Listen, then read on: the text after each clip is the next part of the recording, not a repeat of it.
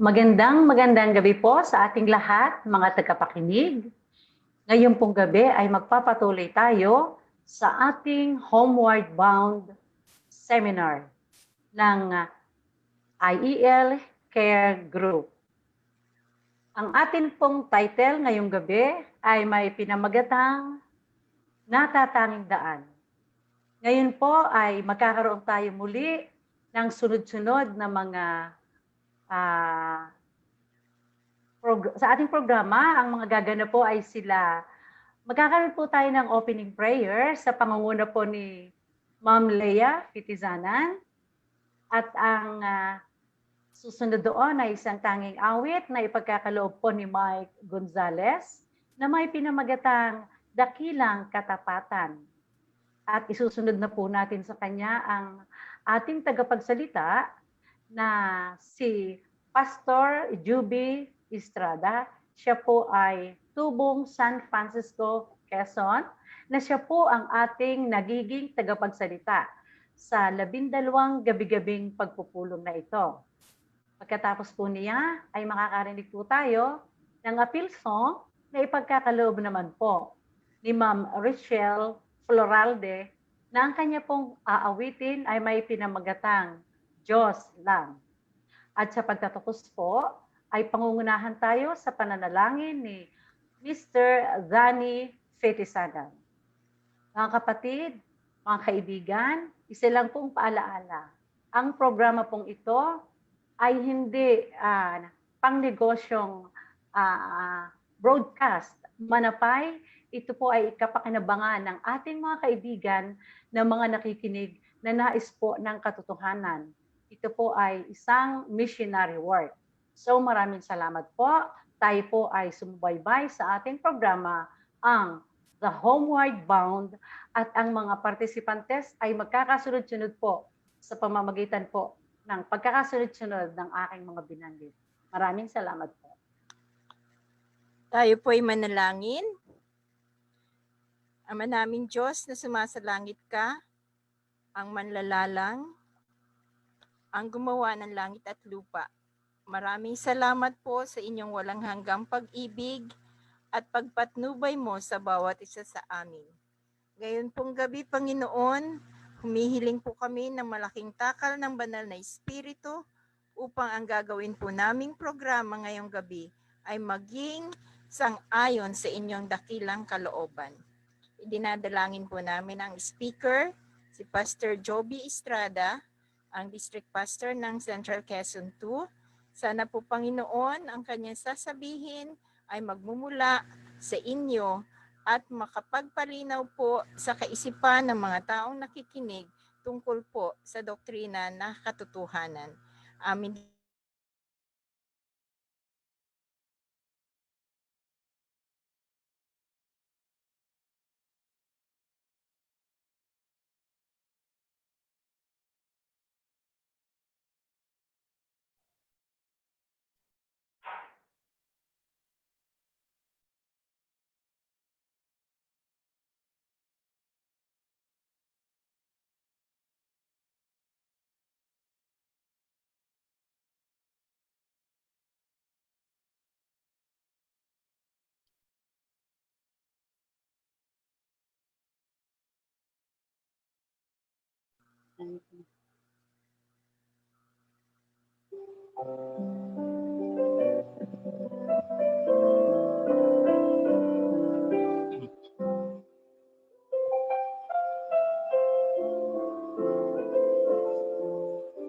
Sadyang kay buti ng ating Panginoon, magtatapat sa habang panahon.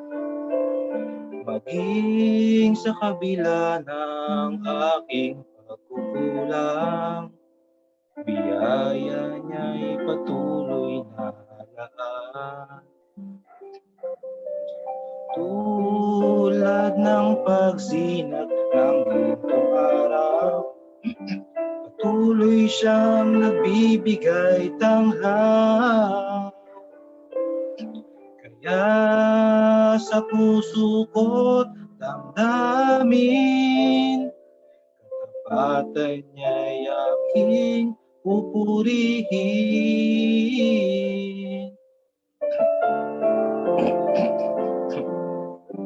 Dakila ka, O Diyos, tapat kang ang tunay, magmula pa sa ugat ng aming lahi.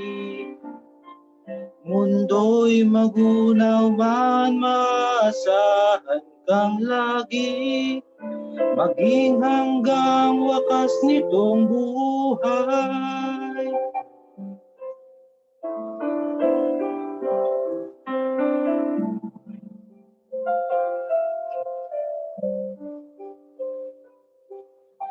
Kaya, O Diyos, ika'y aking pupurihin, sa buong mundo'y aking awitin.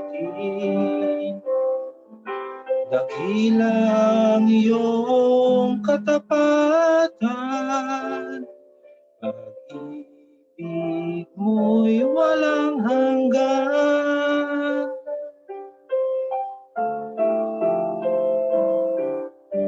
Dakila ka, O Diyos, tapat kang ang tunay, magmula pa sa ugat ng aming lahi.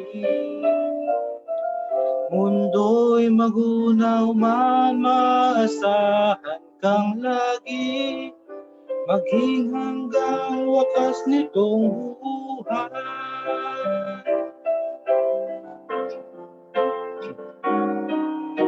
Dakila ka, O Diyos, sa habang panahon, katapatan mo'y matibay na sandigan.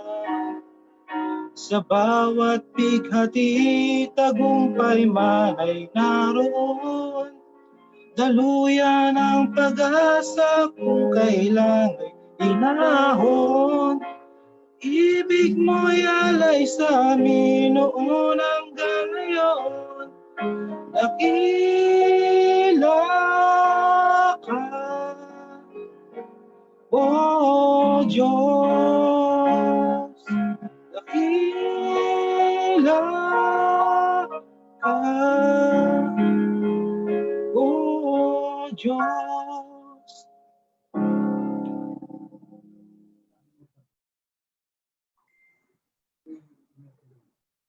Amen.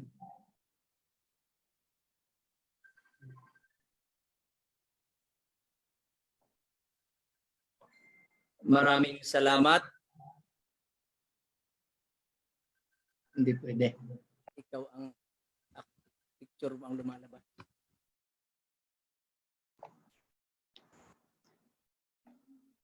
Maraming salamat po sa naghandog sa atin ng mensahe ng awit. Inihanda ang ating mga isipan sa pakikinig po ng salita ng ating Panginoon. Nais ko pong personal na bumati sa inyong lahat, sa ating mga kaibigan at mga kapatid na narito po sa Zoom. Maligayang panonood po sa inyong lahat. At sa amin po namang mga kaibigan, mga kapatid sa panampalataya mula po sa Central Quezon 2 District na nanonood po sa pamagitan ng Facebook Live, ay magandang gabi po sa inyong lahat. Binabati ko po ang mga kaibigan natin dyan sa San Pedro, Chaong, Quezon. Magandang gabi po sa inyo at sa iba pa nating mga lugar tulad ng Sariaya, Candelaria, at meron din po tayo na nakikinig dyan sa Dolores, Quezon, at sa marahil sa San Antonio, at sa buong Pilipinas, at maging sa buong mundo sapagkat tayo po ay naka-live sa Facebook. Kumusta po kayong lahat? Napakabilis ng mga araw. Ano po, tayo ay nasa ikatlong gabi na ng ating pag-aaral ng salita ng Panginoon. At nung unang gabi, atin pong pinag-aralan ang tanging gabay o gabay ng ating paglalakbay, kundi yung po ay ang salita ng Panginoon. At kagabi naman ay atin pong pinag-aralan ang may kinalaman po sa iisa, ngunit tatlo, walang iba po kundi ito ay ang kadyusan, ang Diyos Ama, Diyos Anak, at Diyos Espiritu. Liwanag po na merong isang Diyos at merong tatlong persona at marahil hindi ko na masyadong natalakay yung Diyos Ama, subalit atin pong kinikilala na ang Diyos Ama ang siya pong mga talagang nagpapanukalang ng lahat. Ano po? At siya po ay talagang active sa tinatawag nating kaligtasan nating mga tao. Ayun pong gabi ay atin pong pag-aaralan ang isa na namang napakagandang pag-aaral na ito po ay may pamagat na ang natatanging daan. Ayan po sa ating screen.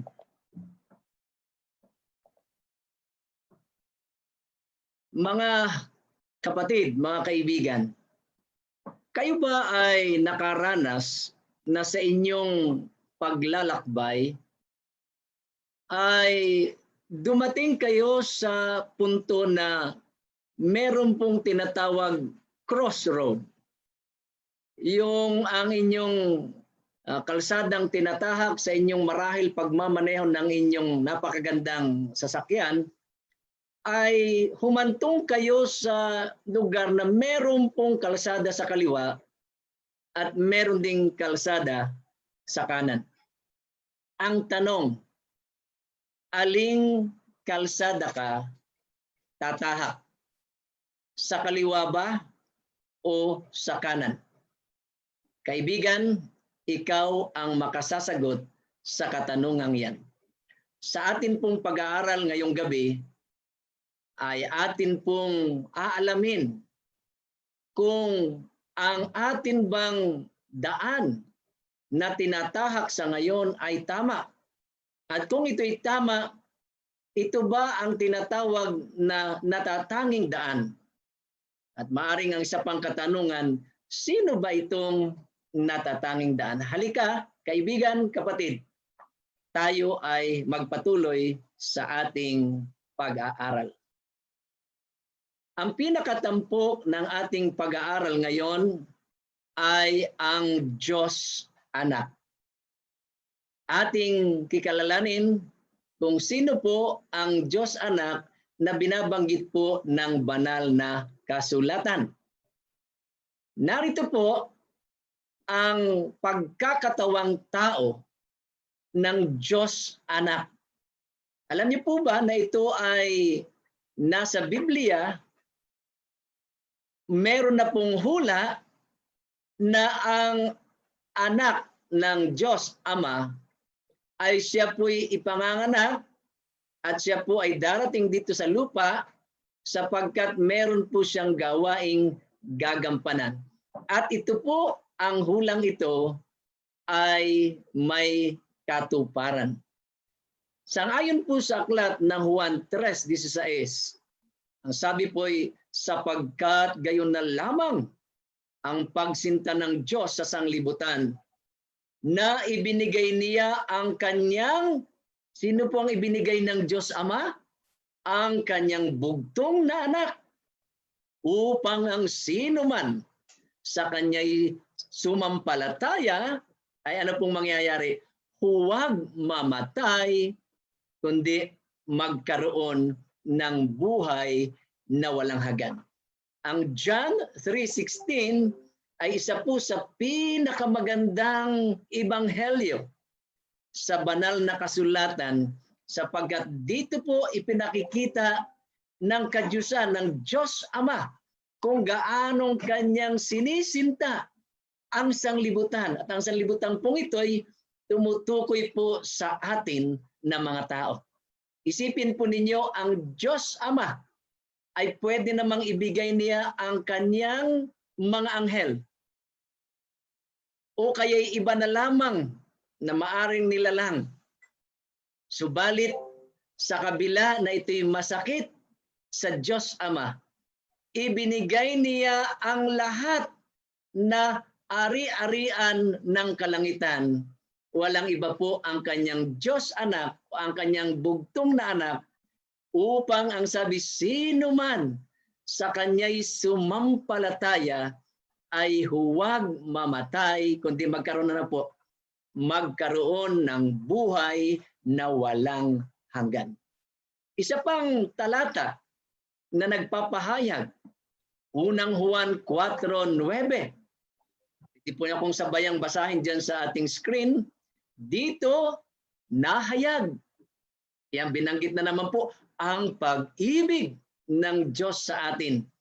Sapagkat sinugo ng Diyos, referring po yan sa Ama, ang kanyang, sino po ang sinugo? Ang bugtong na anak sa sanglibutan upang tayo'y mabuhay sa pamamagitan niya. Napakatindi, napakalalim na hindi natin kayang maarok o maabot ang lalim, ang lawak ng pag-ibig ng Diyos Ama na kanya pong ibinigay ang nag-iisa niyang bugtong na anak para sa ating lahat. Ngayon po, ating mas malalim at malapitang kikilalanin ang Diyos anak na siyang tinutukoy po sa ating pag-aaral, ang natatanging daan. Meron pong dalawang likas si Hesukristo. At ang topic o ang suhetong ito, pag-aaral na ito, ay talaga pong katulad ng sinabi ko sa inyo kagabi, ito po'y napaka-kontrobersyal. Bakit po? Sapagkat dito po sa Pilipinas at maging sa buong mundo ay iba't iba po ang ating paniniwala dito. Well, atin pong iginagalang ang paniniwala ng ating mga kaibigan. Subalit dahil po tayo nag-aaral, ang mga talata pong naka-flash sa screen ay maari po ninyong pag-aralan sa inyong tahanan, maaring pagkatapos ng ating live streaming na ito. Ito po ang sabi ng aklat ng Juan 1:14. At nagkatawang tao ang Berbo at tumahan sa gitna natin at nakita namin ang kanyang kaluwalhatian. Ano po bang kaluwalhatian? Gaya ng sabugtong ng Ama na puspos ng biyaya at katotohanan. Sino po ba itong tinutukoy na nagkatawang Berbo? Sa iba pong mga translation ng Biblia, ito'y tinatawag salita. At sa wikang ng Grego, sa inyo na medyo may background sa Greek, ang tawag po ito'y logos. At ang sabi, nagkatawan ng salita. At yung salitang yun ay tumahan sa gitna ng mga alagad. Alam niyo po, itong salitang ito, hindi po ito yung salita ko o salita natin. Ang salita na tinutukoy po dito ay walang iba, ang Diyos anak. Ang walang iba po ang ating mahal na Panginoon. Siya nakita ng mga alagad, ang kanyang kaluwalhatian, at ang kaluwalhatiang gaya ng sabugtong ng Ama, puspos ng biyaya at katotohanan. Kaya talagang sinasabi po ni Apostol Juan na sabi ito ay talagang meron pong malalim, inihayag niya po, na malalim ito na katotohanan. Ang pagkakatawang tao ng Diyos anak, ito po pala ay isang hiwaga. Kagaya ng aking binanggit kagabi, ang kadiyusan ay mystery. Ang kadiyusan ay hiwaga. Katulad din po ng Diyos anak. Ito po'y isang hiwaga sapagkat si Diyos na nagkatawang tao. Narinig po ba ninyo ng mabuti? Siya'y Diyos na nagkatawang tao. Ano po ang patunay ng unang Timoteo 3:16? Ang sabi po ng talata, walang pag-aalinlangan. Dakila ang hiwaga ng kabanalan. Siyang nahayag sa laman, pinatunayang matuwid sa espiritu at nakita ng mga anghel. Ipinangaral sa mga bansa, sinampalatayanan sa sanlibutan, tinanggap sa itaas sa kaluwalhatian. Napakaganda po ng talatang ito, mga kaibigan. Walang pag-aalinlangan. Dakila ang hiwaga ng kabanalan. Siyang nahayag sa laman. Sino po bang nahayag sa laman? Di baga po ang ating Panginoong Hesus. Pinatunayan ng matuwid na espiritu, nakita ng mga anghel, ipinangaral sa mga bansa, sinampalatayanan sa libutan, at sa huli, tinanggap sa itaas sa kaluwalhatian. Atin pong patuloy na pag-aralan ang natatanging daan. Kaibigan, merong dalawang likas si Hesukristo. Una, siya'y tunay na Diyos. Siya po'y Diyos. Bakit po? Ang unang katangian dyan sa under ng tunay na Diyos, ang kanyang banal na katangian. Sa English po'y divine attributes. Marahil ay familiar kayo sa mga salitang nandyan sa screen. Bakit po? Kagabi ay akin din po yang ipinakita at pinahayag sa inyo. Kung ang Diyos Ama ay omnipotent, si Jesus din po ay omnipotent. Ang ibig sabihin ng omnipotent, siya'y makapangyarihan. At ang ating Panginoon makapangyarihan din. Kung ang Ama ay omniscient, nang ibig sabihin siya ay nalalaman niyang lahat ng bagay, all-knowing God. Si Jesus din po na nanatatanging daan ay mayroon din pong karunungan o kaalaman sa lahat. All-knowing God. Ang pangatlo, omnipresent. Ano po ang ibig sabihin nito? Siya ay nasa lahat ng dako. At ang sabi ko nga kagabi, hindi siya pwedeng i-contain o ikulong sa isa lamang lugar o bahagi ng sanlibutan. Ang ating Panginoong Hesus ay omnipresent. Siya po ay kahit saang dako, naroon ang kanyang banal na presensya. Ang ikaapat, ang immutability. Ano po ba ang ibig sabihin ng immutability? Ang ibig sabihin po ito, God never changes. Hindi po nababago ang kanyang likas. Kaya nga po, kung ano siya noon, ngayon at bukas, siya po ay Diyos. Ano po? Kaya yan po isang katangian din ng ating Panginoong Hesus. Ang ikalima, self-existent. 1:5-26. Ang ibig sabihin po, si Jesus ay nabuhay at alam niyo po ba, bago pa lumalang o naglalang ng sanlibutan, ang Panginoong Hesus ay naroon na. At ang sabi niya, bago pa si Abraham ay ako nga, ako nga. Kaya ibig sabihin, hindi lamang ang Panginoong Hesus nabuhay nung siya nagkatawang tao sa lupa na ipinanganak ng kanyang earthly mother na si Birheng Maria. Kundi siya po ay sa kanyang pagka-Diyos, siya po'y existido na o umiiral na. Self-existent. At ang panghuli sa tunay na Diyos, eternal. Siya po ay walang kamatayan, siya po'y panghabang buhay sapagkat ang Diyos po'y makapangyarihan sa lahat. Una pa lamang yan, kaibigan at kapatid ko, na patunay sa unang likas ng ating Panginoong Hesus. Ang ikalawa, ang kanyang banal na kapangyarihan at kapahintulutang bukod tangi. Ano po ang ibig sabihin nito? Ang mga gawain ng Diyos Ama ay itinalaga po niya kay Jesus. Siya ay kinilala bilang manlalalang at tagapagtaguyod. Yan po ang ibig sabihin niyan, mga kapatid, mga kaibigan.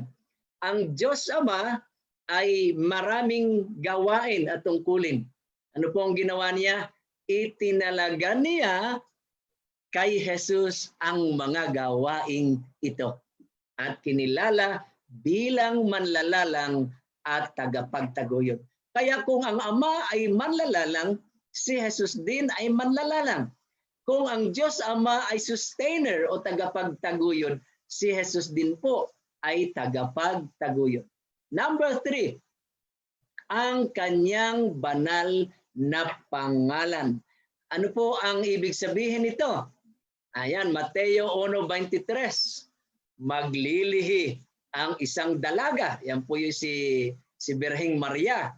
At manganganak na ano po?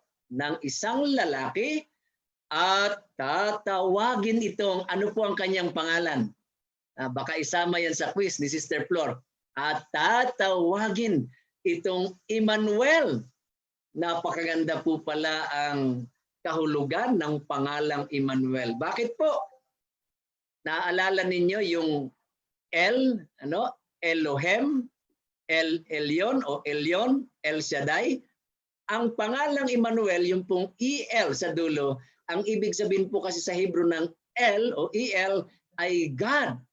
Kaya Emmanuel, ang meaning po ay kasama natin ng Diyos. God is with us. Napakapalad ng mga tao na ang pangalan ay Emmanuel. At ang ikalwa, Marcos 1:1, ito ang mabuting balita tungkol kay Hesukristo na anak ng Diyos. Ang kanyang pangalan ay banal, Emmanuel, God is with us. Ang kanyang pangalan ay Son of God, anak ng Diyos. Kaya ito po'y patunay na si Jesus ay tunay na Diyos. Ang ikaapat na po, ang kanyang patutuo sa kanyang sarili. Si Jesucristo mismo, mga kapatid, ay meron siyang patutuo o testimony sa kanyang sarili. Ano pong sabi niya? May 2 tayong talata, Juan 8:58. Sinabi sa kanila ni Jesus, katotohanang sinasabi ko sa inyo, bago pa man si Abraham, ay ako nga. Kita po ninyo ang patutuo ni Jesus nung siya'y kausapin ng mga Hudyo. Ano po? Sapagkat hindi nila pinaniniwalaan na si Jesus ay matagal nang umiiral, na si Jesus ay Diyos. Kaya pala yung mga hindi pagpapaniwala na si Jesus ay Diyos, yung pala'y matagal na. Meron na palang mga tao sa bagong tipan, sa panahon ni Jesus, hindi naniniwala na si Jesus ay ano po? Na Diyos. Ang akala nila si Jesus ay tao lamang, isang simpleng alwagi or karpentero, sapagkat ang kanyang ama, na kinikilalang ama na dito sa lupa, ay si Jose na karpentero. Kaya sinabi, pinatutuhanan ng ating Panginoong Hesus, ang sabi niya, bago pa man si Abraham po ang ama ng pananampalataya. At si Abraham po ay talagang tapat na lingkod ng ating Diyos. At kaya nga ang sabi ng ating Panginoon, bago pa man si Abraham, ay ako'y existido na, umiiral na ako, ako'y Diyos. At ang sabi sa Juan 20:17, sinabi sa kanya ni Jesus, huwag mo akong hawakan sapagkat hindi pa ako nakakaakyat sa Ama. Ito po'y pangyayari ng pagkatapos na si Jesus ay mabuhay na maguli bago siya bumalik sa langit sa kanyang Ama. Siya ay 40 days na nanatili sa lupa at kanyang kinausap ang mga alagad. Ibig siyang hawakan ng mga alagad sapagkat sabik na sabik sa kanya. Kaya ang sabi niya, huwag mo akong hawakan sapagkat hindi pa ako nakakaakyat sa Ama. Ngunit pumunta ka sa aking mga kapatid at sabihin mo sa aking mga kapatid at sabihin mo sa kanila, aakyat ako sa aking Ama at inyong Ama, sa aking Diyos at inyong Diyos. Kaya talagang ang ating Panginoong Hesus ay tunay po na Diyos. Siya'y galing sa langit, siya'y narito sa lupa, nagkatawang tao, naglingkod, ibinigay ang kanyang buhay para sa atin na mga taong makasalanan at siya'y bumalik sa langit sapagkat siya po'y taga-langit.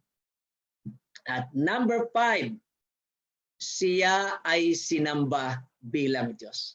Tingnan po ninyo, sa talatang ito ng Mateo 28:17, ang sabi, at nang siya'y kanilang makita, ay kanilang, anong ginawa? Sinamba siya. They worship Him.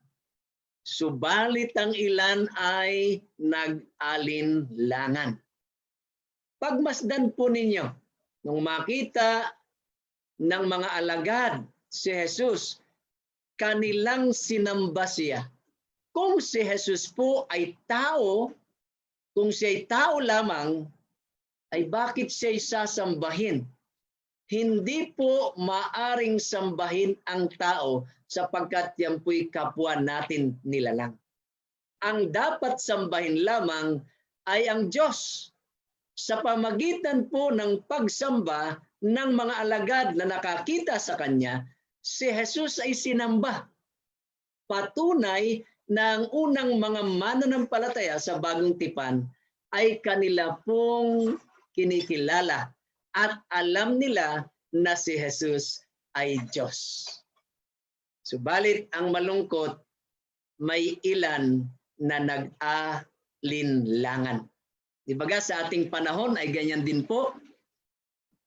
Maaring narinig na ang mga pabalita tungkol sa katotohanan katulad nito. Subalit, nag-aalinlangan. Kaibigan, huwag kang mag-alinlangan. Ang Panginoong Hesus ay tunay na Diyos. Narito, ating tingnan ang ikalwa niyang likas. Sapagkat binanggit natin ang unang likas niya ay siya'y tunay na Diyos. Ang ikalwa sa dalawang likas ni Hesukristo ay number 1. Si Hesukristo ay tunay na tao. Kita po ninyo, siya'y tunay na Diyos, subalit siya din ay tunay na tao. Ang sabi ni Juan 4:2, dito'y nakikilala ninyo ang Espiritu ng Diyos. Ang bawat Espiritong nagpapahayag na si Hesukristo ay naparito sa laman ay sa Diyos. Napakaliwanag po niyan, kaibigan. Napakaliwanag po niyan, kapatid. Nagpapahayag na si Hesukristo ay naparito sa laman ay sa Diyos. Ano po ang ibig sabihin? Si Hesukristo, na bagaman siya ay Diyos, nagkatawang tao. Hindi po siya nagkunyaring tao, talagang siya ay naging tao sa kanyang kalagayang iyon nang siya narito sa lupa. At ang sabi nga sa 3, at ang bawat espiritong hindi ipinahahayag si Jesus ay hindi sa Diyos. Ito ang espiritu ng Antikristo na inyong narinig na darating at ngayoy nasa sanlibutan na. Kaya pagka hindi mo tinanggap ang ganitong katuruan ng Biblia na gabay ng ating paglalakbay patungo sa langit, ay medyo mag-aalinlangan po tayo, magiging sablay po ang ating paglalakbay. Baka tayo wala sa tamang landas, mga kaibigan. Sapagkat ang sabi, ang bawat espiritong hindi ipinahahayag si Jesus ay hindi sa Diyos. Palagay ko naman, aayaw po ninyong kayo'y hindi sa Diyos. Di ba ga? Ibig natin na tayo'y nasa Diyos. at tayo'y nasa panig ng Diyos. Ikalawa, ang lawak ng kanyang pagkakilanlan sa likas ng tao. Ano po ang ibig sabihin nito? Yung lawak, the extent ng kanyang identification sa tinatawag nature o human nature. Roma 8:3, sapagkat ang hindi magawa ng kautusan, yamang ito'y pinahina ng laman, ay ginawa ng Diyos sa pagsusugo sa kanyang sariling anak sa anyo ng makasalanang laman, at tungkol sa kasalanan ay hinatulan niya ang kasalanan sa laman. Yan po ang pahayag ng Roma 8:3. Talagang ang sabi po'y ginawa ng Diyos Ama na sabi sa pagsusugo sa kanyang sariling anak sa anyo ng makasalanang laman. Siya po'y naging tunay na tao, subalit ang kaibahan lang ni Kristo sa atin, siya po'y hindi nagkasala. Mamaya atin po yung babanggitin. Ang sabi, siya ay ang ikalawang Adan. Kasi po ang unang Adan na nilikha ng Diyos ay binanggit po na ang sabi ay nilikha siya ng Diyos Ama, at pagkatapos ng kadyusan, at pagkatapos po si Adan ay nagkaroon ng kanyang kabiyak na si Eva. Ang nangyari po ay natukso si Adan. Of course, natukso si Eva at siya ay kumampi o sumang-ayon kay Eva, kaya po siya ay nagkasala. Subalit ang ating Panginoong Hesus, siya po'y tinatawag sa Bibliang ikalawang Adan, subalit siya po'y hindi nagkasala. Isipin ninyo, sapagkat siya'y tunay na tao, siya po ay nakaranas na tuksuhin. Katulad po natin na mga tao, tayo'y nakakaranas. Napakarami pong tukso, napakarami pong pagsubok. Subalit kaibigan, ang ating Panginoong Hesus ay kailanman hindi po siya nahulog sa tukso o pagkakasala. Number 3, ang pagkawalang kasalanan ng likas na pagkatao ni Hesukristo. Ito na po yung tinatawag sinlessness of the human nature of Jesus. Bakit po ang sabi, inilalarawan ng Biblia na ang likas ng pagkatao ni Jesus ay walang kasalanan. Kinuha ni Jesus ang ating likas na tao na maaring magkasala, subalit hindi siya natukso at nagkasala. Yan po ang patunay, mga kapatid, na talagang ang sabi po, bagaman kinuha ni Jesus ang ating likas na tao, maari po siyang magkasala, he has the tendency to sin. Subalit napakaliwanag kapatid, kaibigan, hindi siya natukso at nagkasala. Kaya nga, ang tawag po dito, kaibigan, ay ang pagkakaisa o pagkakaayon ng dalawang likas ng ating Panginoong Hesus. Para bagay itong pinagsamang blend. Alam niyo yung salitang blending, blender, blended. Palagay ko po yung naunawaan ninyo. Para bagang pinagsamang gatas at maaring Milo man yan. Narito si Brother Milo. Yung pinagsama mo, yung kasing tubig at langis, hindi pwedeng pagsamahin eh. Pero yung Diyos niyan at ang tao ay pinagsama, ito po'y hiwaga. Kagaya ng sinabi ko kanina, si Jesus ay may dalawang likas, Diyos at tao. Siya ay Diyos, tao. Ang ibig sabihin po nito sa maliwanag na pananalita, una po, si Jesus ay Diyos. Maliwanag po yan, huwag kayong malilito. Si Jesus po, ang Diyos anak, siya po'y una, ang likas niya ay Diyos. Hindi po siya tao na naging Diyos. kundi siya'y Diyos na naging tao, nagkatawang tao. At ito po'y hiwaga. Ito po'y blend yung divine and human nature ng ating Panginoon. Bakit divine?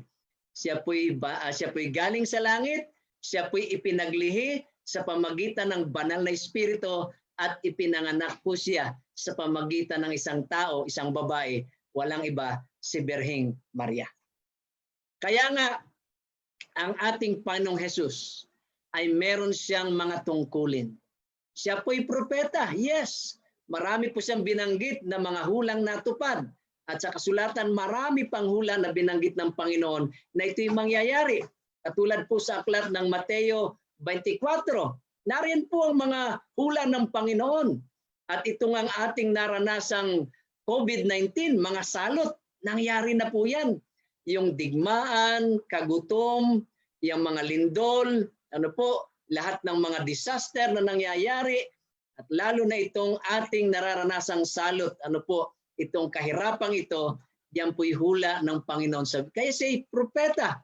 Kaya lamang ang nakakalungkot, yung iba na kanyang mga kababayan noon, na kapwa niya mga Hudyo, ang tanging turing lang nila kay Jesus ay talagang propeta lang. Balit ang Biblia ay maliwanag po na si Jesus ay hindi lamang propeta, siya po'y Diyos na nagkatawang tao. Ikalawa, sa kanyang tungkulin, siya po'y saserdote. Akin pong nilagyan ng isa pang salita sapagkat ang saserdote ay lumang salita po sa Biblia at maaring ang mga kabataan ngayon ay hindi ito maunawaan. Sa madalit salita po, ang saserdote ay pari, priest. At si Jesucristo po is the high priest. At ano bang tungkulin ng priest? Siya po'y nangangasiwa sa templo, sa simbahan. At ang ating Panginoong Hesus, siya po ang high priest na hindi po dito sa lupa, kundi doon po sa langit. At ang gawain po ng ating Panginoong Hesus ay tagapamagitan sa Ama. Ano po ang ibig sabihin nito?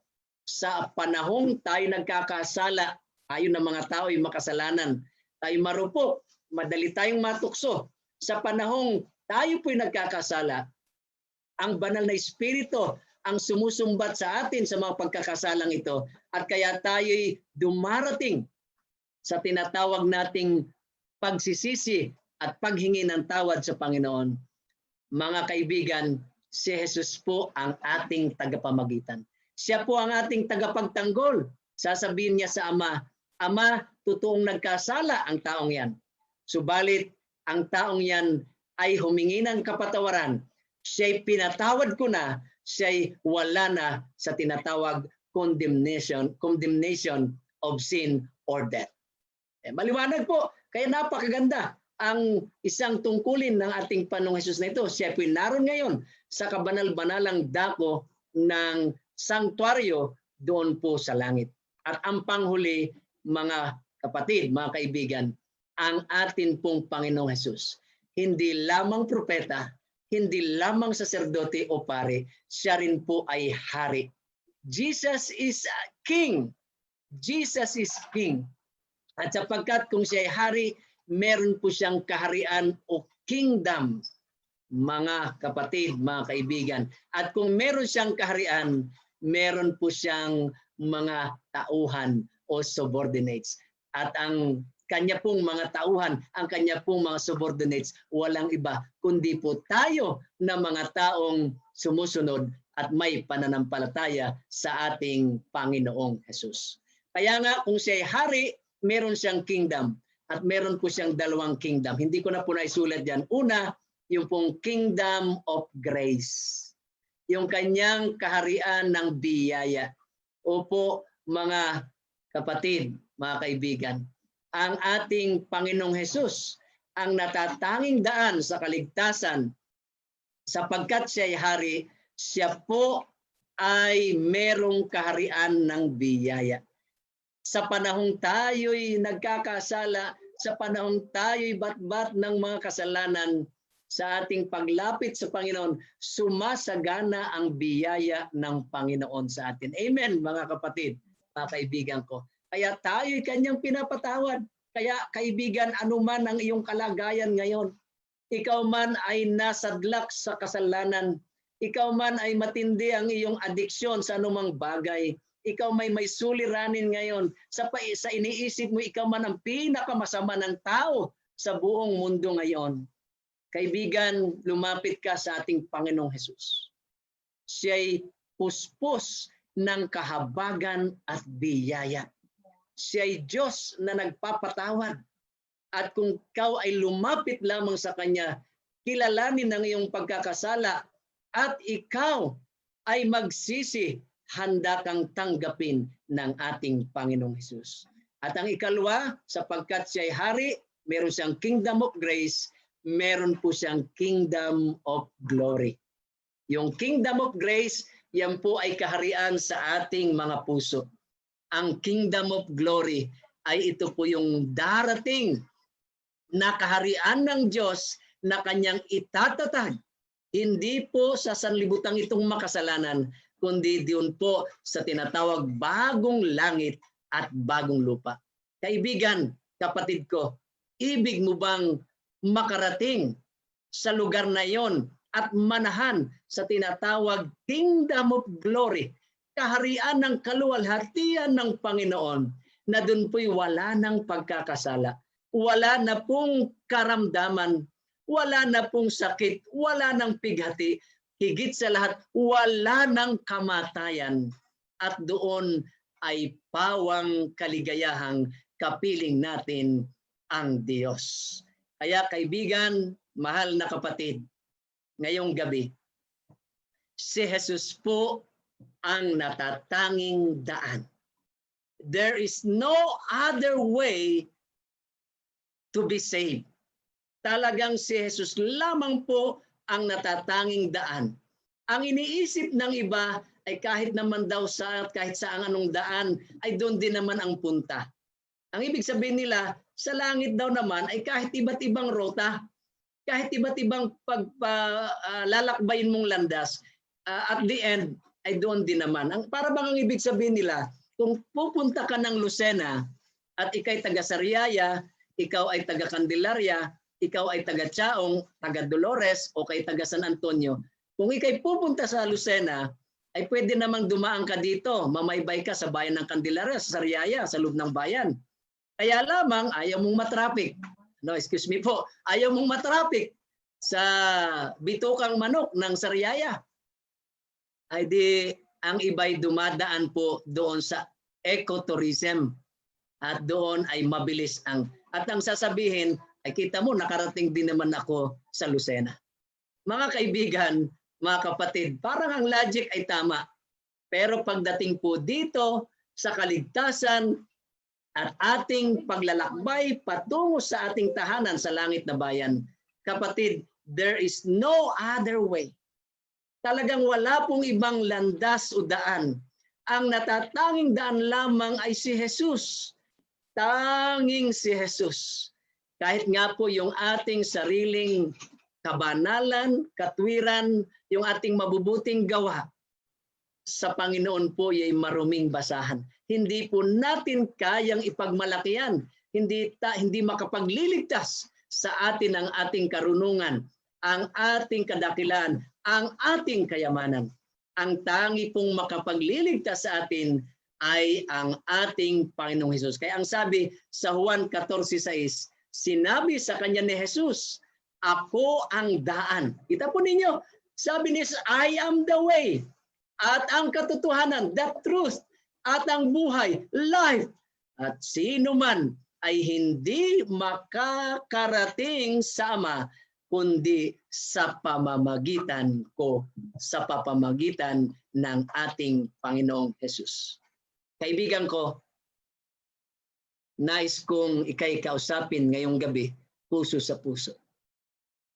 Kung sakaling hindi mo pa kilala si Jesus, kung sakaling hindi mo pa tinanggap siya bilang iyong personal na tagapagligtas, ngayon ay lumapit ka sa Panginoong Hesus.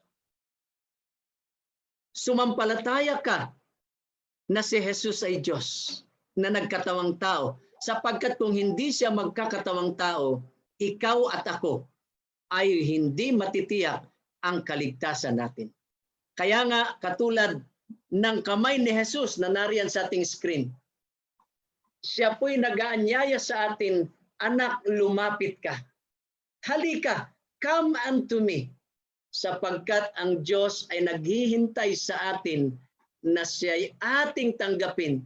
Gawin nating siya'y Panginoon at Diyos ng ating buhay. Kaibigan, sana ikay nagpasya.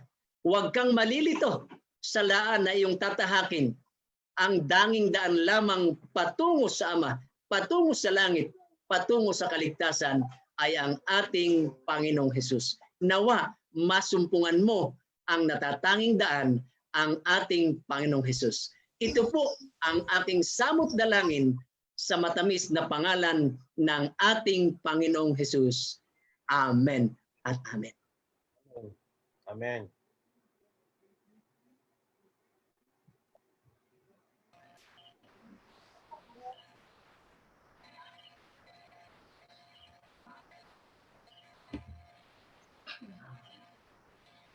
Narito ako, Panginoon, nag-iisa't panumbay.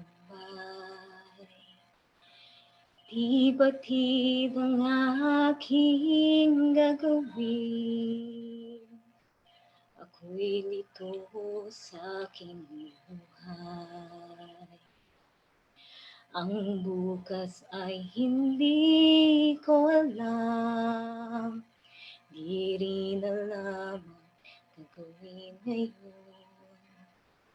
Ang kailangan ko'y kagapay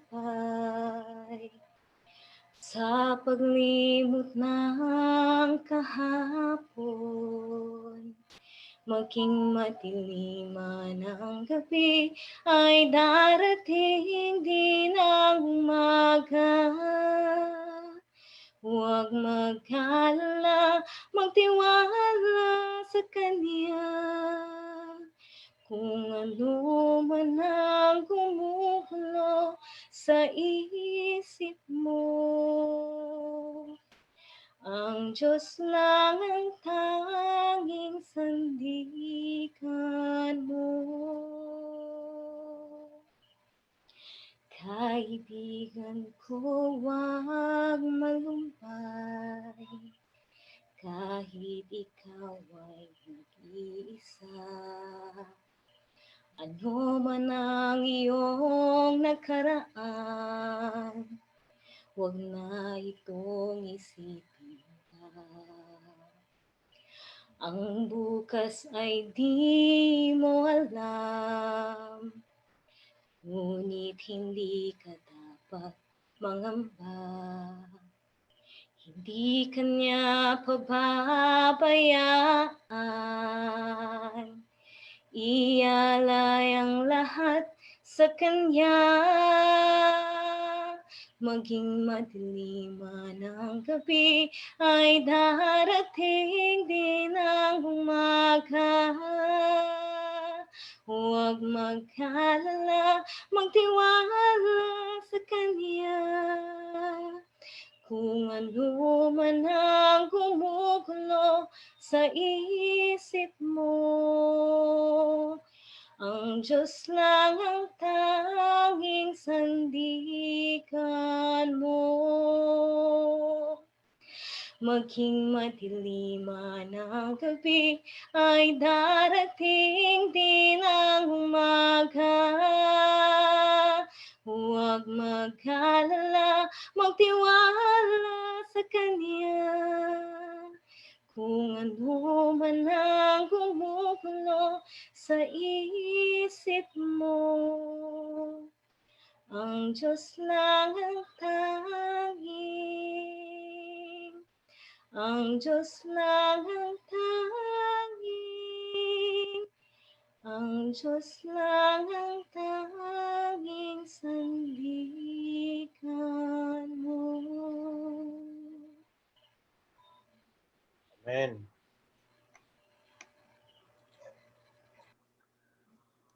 Tayo po'y manalangin. Dakila naming Diyos na makapangyarihan ka po sa lahat. Kami po ay lubos na nagpapasalamat sa inyong patuloy na kagandahang loob na pinagkakaloob sa bawat isa sa amin, na kami ay nagkaroon ng pagkakataon sa gabing ito na magkasama-sama upang purihin at sambahin ang inyong dakilang pangalan at pag-aralang patuloy ang inyong banal na salita at ang katotohanan tungkol sa inyong panukala ng pagliligtas para sa bawat isa sa amin. Dakilang Diyos, maraming salamat po sa inyong pagbibigay ng inyong bugtong na anak upang aming maging dakilang saserdote na mamamagitan sa amin sa Ama. Kami, Panginoon, ay mga makasalanan na hindi karapat-dapat para sa kaligtasan. Subalit dahil sa malaking pag-ibig ng Ama, ay binigay ang kanyang bugtong na anak upang kami ay magkaroon ng karapatan na muling tanggapin sa inyong kaharian. Kami po ay naging karapat-dapat sa inyong paningin. Kung kami, Panginoon, ay patuloy na nagkakasal at nagkukulang sa inyong harapan, amin pong patuloy na hinihiling ang inyong biyaya upang kami ay patawarin at linisin ang aming mga puso sa aming pagtatalaga sa gabing ito, Panginoon, upang patuloy na maglingkod sa inyo, kasama ng aming mga kaibigang patuloy na nakikinig sa gabi-gabing pag-aaral ng inyong banal na salita. Nawa po ang banal na Espiritu ay patuloy na sumubaybay sa amin upang kami patnubayan sa aming paglilingkod. Maraming salamat po sa patuloy niyong pagbibigay ng buhay at kalakasan sa bawat isa sa amin at sa inyong pag-iingat at gayon din lalo't higit sa pagpapatawad sa aming mga kasalanan. Ang lahat na ito'y hiling namin sa dakilang pangalan ng aming Panginoong Jesus. Amen. Amen.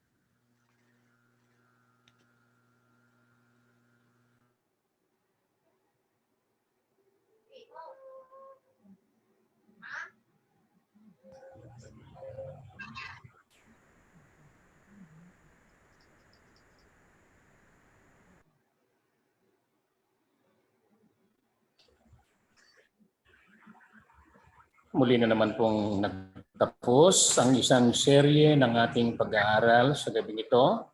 Minamahal na mga kapatid, mga kaibigan, muli na naman po tayong binusog ng mga aral mula sa banal na aklat, ang Biblia, sa panguna ng lingkod ng Panginoong Jesucristo, ng walang iba kundi si Pastor Joby Estrada. Kaya pansamantala po kaming magpapaalam ngayon. Ngunit huwag po kayong malungkot sapagkat bukas ng gabi sa ganito rin pong oras at pagkakataon ay isa na namang napakahalagang paksa ang ating tatalakayin. Maraming salamat po sa inyong lahat, mga minamahal na mga kaibigan mula sa Luzon, Visayas at Mindanao at sa lahat ng nararating ng ating pong pagsasahing papawid ng ating gabi-gabi pag-aaral sa salita ng Diyos. Salamat din po sa participation na mula sa West Valleys. Muli, magandang gabi po sa inyong lahat.